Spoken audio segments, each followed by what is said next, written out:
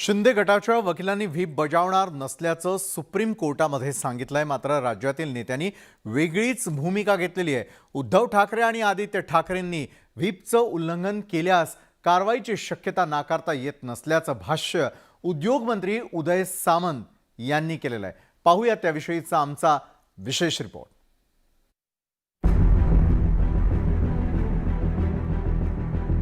उद्धव ठाकरे आणि आदित्य ठाकरेंवर आता कारवाईची टांगती तलवार असल्याचं स्पष्ट झालंय। पक्षाची सूत्र उद्धव ठाकरेंकडून एकनाथ शिंदेंकडे गेली आहेत। त्यामुळे सगळे राजकीयच नव्हे तर पक्षांतर्गत सूत्रही बदलली आहेत। ज्या पक्षात उद्धव ठाकरेंचा शब्द अंतिम होता त्या पक्षात आता उद्धव ठाकरे आदित्य ठाकरेंसाठी शिवसेना पक्षाचा शब्द अंतिम असणार आहे।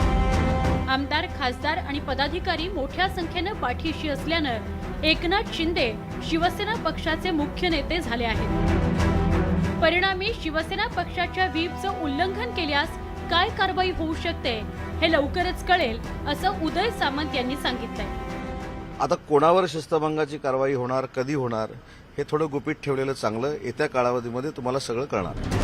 उदय सामंत यांनी गुपित तर उघड केलं नाही, मात्र लवकरच काय होऊ शकतं यावर सूचक वक्तव्य मात्र केलंय। उदय सामंतांच्या या वक्तव्यावर ठाकरे गटानंही जशास तसं उत्तर दिलं।